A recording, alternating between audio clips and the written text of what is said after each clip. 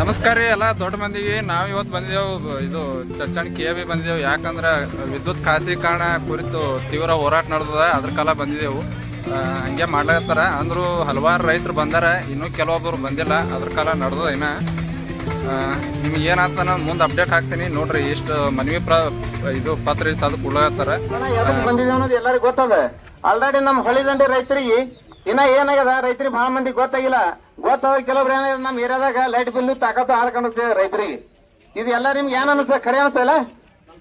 ಎಲ್ಲರಿಗೂ ಹೇಳಿದ್ರೆ ಎಟ್ ಹೇಳಿದ್ರು ಯಾರ ರೈತರಿಗೆ ಬರಲ್ಲ. ಆದ್ರೆ ಈಗ ಬರ್ಲಿಕತ್ತಾರ, ಒಬ್ಬೊಬ್ರಿಗೆ ಕೂಡ್ಸುನು ಎಲ್ಲರಿಗೂ ಮನ ಒಲಿಸ್ಬೇಕಾಗ್ತದ. ಯಾಕಂದ್ರ ರೈತರು ಇನ್ನ ಮುಗ್ದದಾರ ಭಾಳೆಲ್ಲಿ, ಬಹಳ ಮಂದಿ ಗೊತ್ತಿಲ್ಲ. ಈ KAB ಅವ್ರು ಏನ್ ಮಾಡ್ಲತ್ತಾರ, ಈಗ ಖಾಸಗೀಕರಣ ಟೆಂಡರ್ ಕೊಡ್ಲತ್ತಾರ. ಟಾಟಾ ಕಂಪ್ನಿಯವ್ರಿಗೆ ಟೆಂಡರ್ ಕೊಡ್ಲತ್ತಾರ. ನಾಳೆ 23ನೇ ತಾರೀಕು ಲಾಸ್ಟ್ ಅದ. ಟಾಟಾ ಕಂಪ್ನಿಯವ್ರು ಟೆಂಡರ್ ಕೊಟ್ಟಂದ್ರ ಅವರು ಡಿಜಿಟಲ್ ಸಿಸ್ಟಮ್ ಮಾಡತ್ತಾರ. ನಮ್ಮ ಮೊಬೈಲ್ಗಳಿಗೆ ಹೆಂಗದ ನೋಡ್ರಿ, ಹೆಂಗದಂದ್ರ ರೀಚಾರ್ಜ್ ಮಾಡಿ ನಾವು ವಾಪರ್ಸ್ತೇವಲ್ಲ, ಹಂಗ ಪ್ರತಿಯೊಂದು ಮೀಟರ್ ಕುಂಡ್ರಿಸ್ಕಿರಿಂದ್ರೆ ಲೈಟ್ ವಾಪರಿಸ್ಬೇಕತ್ತ. ನಮ್ಗೆ ಆ ತಾಕತ್ತ ಯಾರಿಗೆ ಈ ಪುಕಾಟ್ ಕೊಡ್ತಾರಂದ್ರೆ ಯಾರಿಗೆ ವಾಪರಿಸೋದಾಗಲ್ಲ. ಅವ್ರು ಪ್ರತಿಯೊಂದಕ್ಕ ನಿಗದಿ ಆಗ್ತಾರ. ನಮ್ಮ ರೈತರಿಗೆ ಯಾವ್ದಕ್ಕಾದ್ರೆ ನಿಗದಿ ಬೆಲೆ ಆದ ಯಾರು ಹೇಳಿ, ನಾನು ಒಬ್ಬರು ಹೇಳಿದ್ರೆ ಯಾವ ಬೆಳೆ ನಿಗದಿ ಬೆಲೆ ಹೇಳಿ, ನಿಮ್ಗೆ ಯಾರಿಗೆ ಹೇಳ್ರಿ? ಒಬ್ಬರಿಗಿಲ್ಲ. ನಮ್ದು ಎಲ್ಲ ಬೆಳೆ ನಿಗದಿ ಬೆಲೆ ಮಾಡಿ ನೀವು ಪ್ರೈವೇಟ್ದವ್ರಿಗೆ ಕೊಡ್ರಿ. ಮೊದಲು ನಮ್ ನಿಗದಿ ಬೆಲೆ ಮಾಡ್ಬೇಕು. ಈ ವರ್ಷ ಮಳೆ ಇಲ್ಲ, ನಮ್ಮ ರೈತರ ಸಾಲ ಸೂಟ್ ಆಗ್ಬೇಕಲ್ಲ, ಸೂಟ್ ಆಗ್ಬೇಕು ಬೇಡ? ನಮ್ ಕಟ್ಟ ಕಡೆ ಹಳ್ಳದ ರಾಜ್ಯದಾಗ ನಮ್ ಎಲ್ಲಾ ರೈತರಿಗೆ ಹೋಗ್ಲಿಕ್ಕೆ ಹೊಲಗಳಿಗೆ ಮತ್ತ ಮನೆಗೆ ಬರ್ಲಿಕ್ಕೆ ಯಾರ್ಯಾರು ಶುದ್ಧ ರಸ್ತೆ ಅದ ಒಬ್ಬರಿಗೆ ಹೇಳ್ರಿ. ಒಬ್ಬರಿಗೆ ಇಲ್ಲ. ಮೊದಲ ಡಾಂಬರೀಕರಣಗಳಾಗಬೇಕು. ನಮ್ ದನ ಕರಿಗಳಿಗೆ ಎಲ್ಲರಿಗೂ ಅನುಕೂಲ ಆಗ್ಬೇಕು. ರೈತರ ಸಾಲ ಮನ್ನಾ ಆಗ್ಬೇಕು. ನಮ್ಮ ಎಲ್ಲ ಎಷ್ಟೋ ಮಂದಿ ದನ ಕರಿ ಕುಡ್ಲಿಕ್ಕೆ ನೀರಿಲ್ಲ, ಹೊಳಿ ನೀರ್ ಬಿಡಿಸ್ಬೇಕು. ಕೆಲವೊಂದು ಕೆರೆಗಳು ಇನ್ನೂ ನೀರಿಲ್ಲ. ಆಮೇಲೆ ಎಲ್ಲ ಕೆರೆ ನೀರ್ ಬಂದಾಗ ಯಾರಿಗೆ ಹೇಳಿ, ನಾನು ಒಬ್ಬರ ಹೇಳಿ ಇಲ್ಲ. ಕೆರೆ ನೀರ್ ಇರ್ಬೇಕು. ಕ್ಯಾನಲ್ಗಳು ಮಾಡ್ರ, ಕ್ಯಾನಲ್ ಹೂಳು ಬಿತ್ತದ, ಹೂಳು ಎತ್ತ ಕೆಲಸ ಒಬ್ಬರು ಮಾಡಿ ನಿಲ್ತಾನ. ಹೂಳು ಎತ್ತಬೇಕು. ಯಾರ ಮಾಡ್ರಿ ಹೇಳಿ? ಹೂಳು ಎಲ್ಲ ಯಾವ ಕಂಡಿದ್ದ ನೀರ್ ಬಂದಾನ ಒಬ್ರಿಗೆ ಹೇಳ್ರಿ, ಯಾರಿಗೆ ಬಂದಿಲ್ಲ. ಈ KAB ಅವರಿಗೆ ಇನ್ನೊಂದು ಹೇಳ್ಬೇಕಂದ್ರ, ನಮ್ಮ ರೈತರು ಅಡಿಗೆ ಓದಿಸ್ತಿದಾರ. ರೈತರ ಮಕ್ಕಳು ಸಾಲಿಗೆ ಹೋಗ್ತಾರ. ಸಾಲಿಗೆ ಹೋದ್ರೆ ರಾತ್ರಿ 10ಕ್ಕೆ ಲೈಟ್ ಹೋಗ್ಬಿಡ್ತಾವ. ಹೊಳ ಹೋಗ್ಬಿಟ್ಟು ರಾತ್ರಿ ಅಡಿಗೆ ವಸ್ತಿ ಒಳಗೆ ಇರ್ತೇವೆ. ಅದು ನಿರಂತರ 24 ತಾಸು ಲೈಟ್ ಕೊಡ್ಬೇಕು. ನಿರಂತರ ಜೊತೆ ಪ್ರತಿ ಹಳ್ಳಿ ರೈತರಿಗೆ ಎಲ್ಲರಿಗೂ ಆಗ್ಬೇಕೇನ ಆಗಬಾರ್ದು? ಎಲ್ಲಾ ರೈತರಿಗೆ ಮೊದಲಿದು 24 ತಾಸು ಲೈಟ್ ನಿರಂತರ ಜೊತೆ ಆಗ್ಬೇಕು. ಈಗ ಎಲ್ಲಾರು ಸಿಟ್ಟಾಗಿ ಇರ್ತಾರ ಆಫೀಸರ್, ಅವ್ರ ಮನೆ ನಿರಂತರ ಜೊತೆ ಅವ್ರ ಟಿವಿ AC ಫ್ಯಾನ್ ಹಚ್ಚಿ ಮಕ್ಕೋತಾರ. ನಾವ್ ರೈತರು ಎಲ್ಲಿ ಮಕ್ಕೋಬೇಕು ಹೇಳ್ರಿ? ಯಾರು ಮಕ್ಕಳಕ ಯಾರ ನಂಬಲ್ಲಿ ಬರ್ತಾರ? ಬರ್ಲ. 5 ಗಂಟೆಗೆ ಅವ್ರ ಮನೆಗೆ ಹೋಗಿ AC ಮಕ್ಕೋತಾರ. ನಾವೆಲ್ಲ ಹೋಗ್ಬೇಕು. 5 ಗಂಟೆಗೆ ರಾತ್ರಿ ಲೈಟ್ ಕೊಡ್ತಾರ.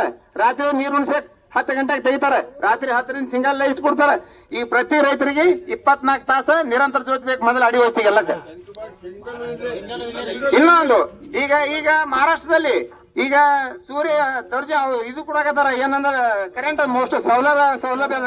ನಮ್ಮಲ್ಲಿ ಯಾರಿಗಾರ ಒಬ್ರಿಗೆ ಅದ ಇಲ್ಲ. ಅಲ್ಲಿ 30,000 ಕೊಟ್ರ ಒಂದ್ 5 HP ಮೋಟ್ರ 12 ತಾಸು ನಡೀತದೆ. 30,000ದಾಗ ಇಲ್ಲ ಬೇಡೋದಾಯ್ತು ಅದಲ್ರಿ. ಒಂದು TC ಮಾಡ್ಬೇಕಾದ್ರೆ ಇಲ್ಲಿ 2.5 ಲಕ್ಷ ರೂಪಾಯಿ ಬೇಡ್ತಾರ.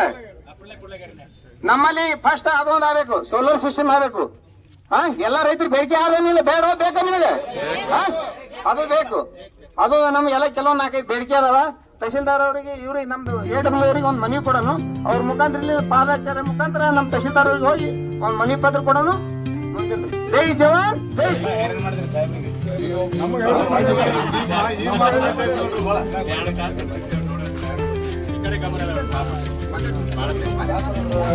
ಮುಖಾಂತರ ಸರ್ಕಾರಕ್ಕೆ ಮತ್ತು ಕರ್ನಾಟಕ ವಿದ್ಯುತ್ ನಿಯಂತ್ರಣ ಆಯೋಗಕ್ಕೆ ಏನು ಮನವಿ ಕೊಡ್ತಾ ಇದ್ದೀವಿ, ಈ ಮನವಿಯನ್ನ ಇಲ್ಲಿ ಓದಿ ಹೇಳುವ ಮೂಲಕ ಎಲ್ಲರಿಗೂ ಮನವರಿಕೆ ಮಾಡಿಕೊಡ್ತಾ ಇದ್ದೇವೆ. ಹೆಸ್ಕಾಂ ಇಲಾಖೆಯನ್ನು ಟಾಟಾ ಪವರ್ ಕಂಪನಿ ಲಿಮಿಟೆಡ್ ಸೇರಿದಂತೆ ಇತರೆ ಖಾಸಗಿ ಸಂಸ್ಥೆಗಳಿಗೆ ವಿದ್ಯುತ್ ವಿತರಣಾ ಪರವಾನಗಿ ನೀಡಕೂಡದು ಎಂಬ ಆಕ್ಷೇಪಣೆ ಮಾಡುವ ಕುರಿತು ಈ ಮೇಲ್ಕಾಣಿಸಿದ ವಿಷಯಕ್ಕೆ ಸಂಬಂಧಿಸಿದಂತೆ ನಾವು ಖಂಡನೆ ಮಾಡ್ತೇವೆ. ಬರುವಂತ ದಿನಮಾನಗಳಲ್ಲಿ ನಮಗೆ ಹೋಗುವಂತ ಇದೇ ರಾಜ್ಯ ಬಿಟ್ಟು ಮತ್ತೊಂದು ರಾಜ್ಯಕ್ಕೆ ಹೋಗ್ಲಿಕ್ಕೆ ಬರುವಂತ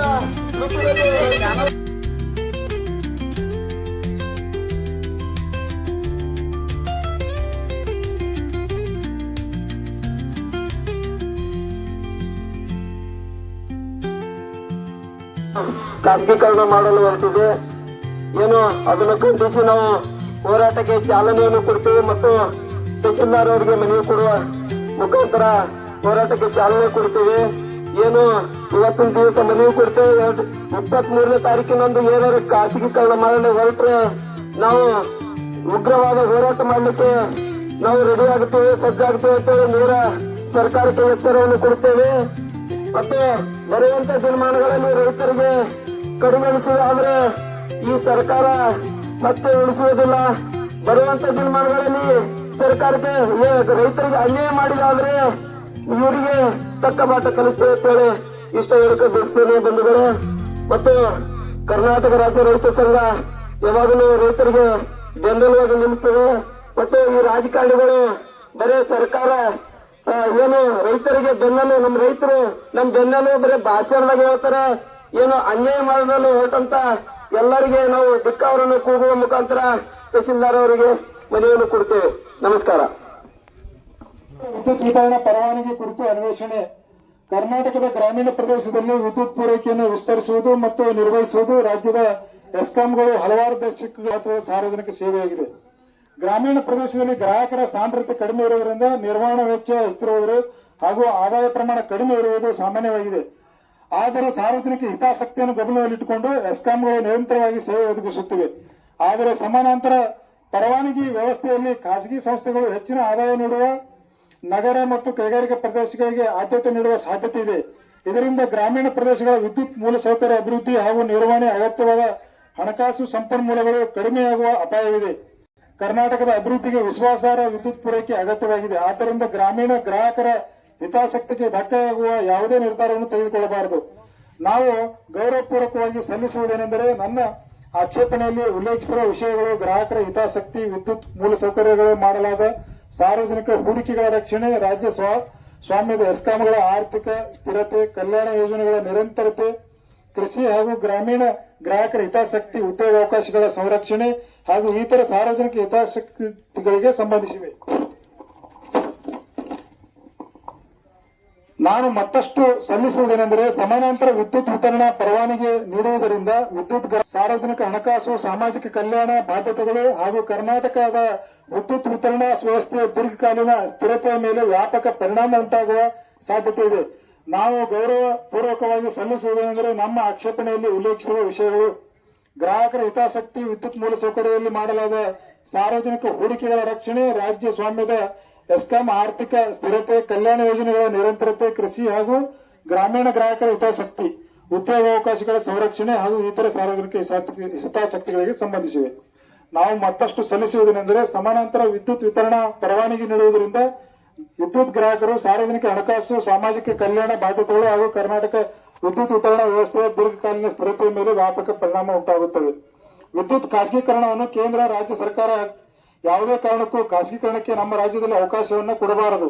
ಹಾಗೂ ಒಂದು ವೇಳೆ ಅವಕಾಶ ಕೊಟ್ಟಿದ್ದಾದರೆ ಎಲ್ಲಾ ರೈತರು ಕೂಡಿ ದೊಡ್ಡ ಪ್ರಮಾಣದ ಮುಷ್ಕರ ಹಾಗೂ ಹೆದ್ದಾರಿಯನ್ನು ಬಂದ್ ಮಾಡಿ ಹೋರಾಟ ಮಾಡಲಾಗುವುದು.